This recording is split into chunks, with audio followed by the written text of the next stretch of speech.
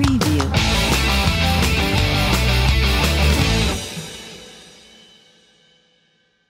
Du 1er au 4 novembre 2018, les prestigieux celliers et réfectoires de l'abbaye de Tournu accueillaient l'exposition Art et Auto. Cette exposition est aussi un moyen de rendre hommage à l'ingénieux tournugeois Gabriel Voisin.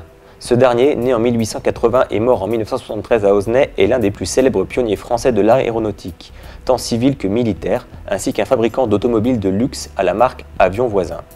Nous avons décidé de créer une exposition automobile ancienne de collection. L'idée, c'était justement, avec peu de voitures, de recréer l'histoire automobile du début au XXe siècle, à la DS, donc, que vous voyez derrière moi, qui est l'aboutissement, on va dire, d'une technologie travaillée par Gabriel Voisin, qui fait partie de notre terroir, effectivement.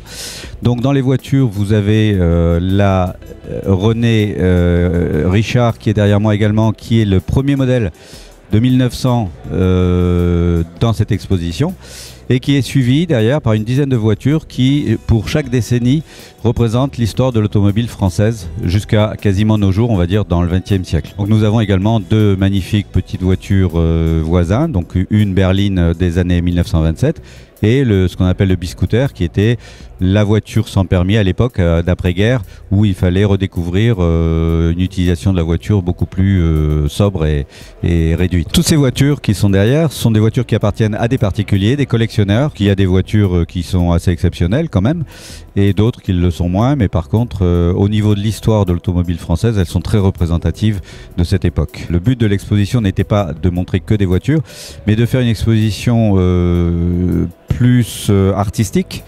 Et donc, en dehors des véhicules, nous avons des tableaux, nous avons des photos, nous avons des mobylettes. Nous avons également une petite vidéo qui a été faite par René Varin pour montrer aux gens l'histoire de Gabriel Voisin, entre autres. L'exposition est inaugurée par le maire de Tournu, Bertrand Vaux, et la conseillère départementale Colette Bedjean. La buvette est au profit du Téléthon. Aujourd'hui, donc, j'ai présenté une partie de ma collection privée de cyclomoteurs. J'ai à peu près une soixantaine de véhicules. Et pour aujourd'hui, pour l'exposition des 4 jours, j'ai voulu mettre en avant les marques qui étaient faites en Bourgogne. La plus ancienne sera la Pérégrine des années 30. Voilà, et toutes les autres sont sur la période des années 50. Ma passion remonte à l'adolescence. Quand j'avais 13-14 ans, j'ai récupéré 2 cyclomoteurs des années 50 chez mes grands-parents, et le virus est venu comme ça. J'ai pu au fil des années récupérer des belles pièces, et également tout ce qui gravite autour, les plaques émaillées, les pompes, les affiches.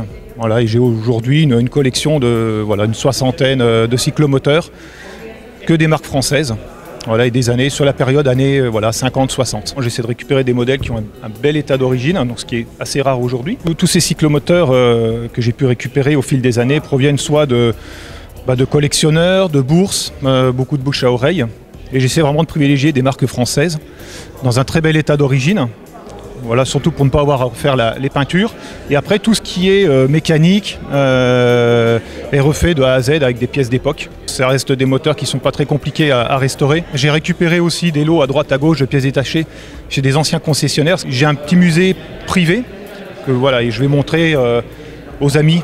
Et puis ils font éventuellement faire des expos comme aujourd'hui. Après, je fais quelques sorties entre amis où on va rouler, faire des petits périples de 70-80 km. Mais c'est assez rare. Les cyclomoteurs que j'ai sont vraiment des marques, certaines ne sont pas connues du tout.